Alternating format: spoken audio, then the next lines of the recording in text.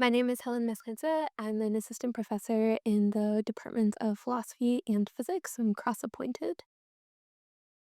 My research has three main areas. So the first is in philosophy of physics, the second is in philosophy of modeling, and then the third is in scholarship of teaching and learning. So in the philosophy of physics, I mainly work on space-time theories like general relativity. I'll look at what the relationships are between our current best theories and what alternatives are to our current best theories.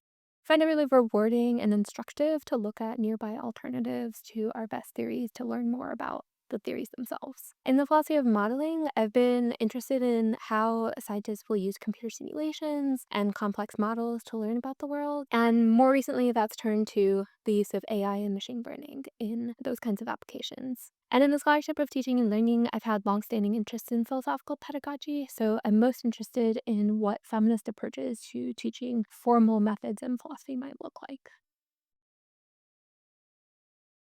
So, when I was an undergraduate, the book that most inspired me along this trajectory that I've now taken was Nancy Cartwright's How the Laws of Physics Lie. But in terms of what has made the most meaningful impact long term, I'd have to say Penelope Maddie's Second Philosophy. That one really inspired me to do philosophy in the kind of way that I do it now. And by that I mean use any kinds of methods that you think are appropriate for answering the questions that you're interested in.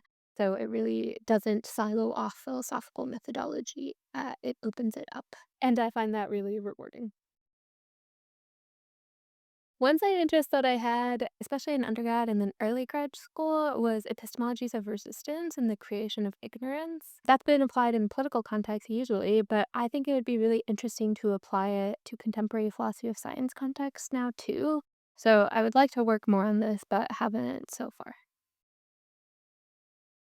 I found that our department's approach to philosophy is really special in the sense that we are tackling traditional philosophical problems and questions, but the methods that we use are really open and inclusive of different kinds of approaches.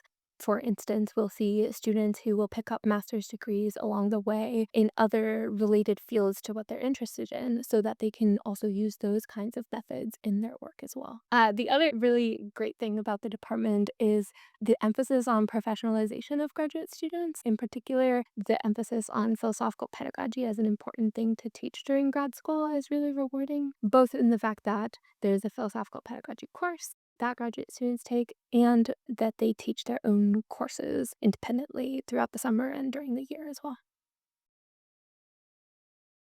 I'd say you want to think about both the topic and the methods. So, in terms of topic, look at what the course listings are for any particular year or what the trajectory of courses that you have to take in the curriculum include. And if those sound like interesting topics to you, great.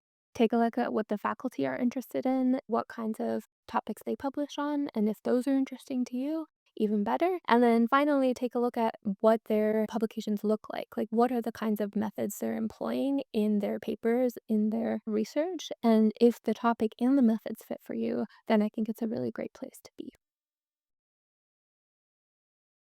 In college, I took this philosophy course called Life in the Universe, and that was an introduction to philosophy of science, kind of. So it wasn't actually a philosophy of science course, but it was team taught by a physicist, astronomer, and philosopher. And so we talked about, alien life and topics that have philosophy of science kinds of implications. And so I had just briefly got a glimpse of what philosophy of science looks like. So that would be my favorite and probably made an impact on my long-term trajectory. I did study physics as well, so I guess physics would be the cop-out answer, but I wish that I had studied more mathematics and computer science, so probably, in retrospect, more math. One of my hobbies is rock climbing, and in particular, I really enjoy bouldering. I can't say that I would've liked to have been a professional rock climber, I think that was not in the cards for me, but I might have been a good route setter. So when you go into an indoor climbing gym, somebody has set up all the routes, and they've thought through, like, what the moves should look like and things like that. So I think that would be really cool to pursue, and it is a kind of structured creativity that I enjoy. I really enjoy knitting because of the same reason. It's a kind of structured creativity. It allows me to still express creativity, but follow a pattern or a way of doing it. For a long time, I've been interested in magical realism as a genre. More recently, though, I started reading more fantasy, so I've just dipped my toes into fantasy and epic fantasy in particular. One author I've been really enjoying is James Islington. So he has a couple of series, but the one that I'm really excited about is called Hierarchy. And so only one of the books is out in the series, so we'll see how it goes. But for now, that's one of my favorites.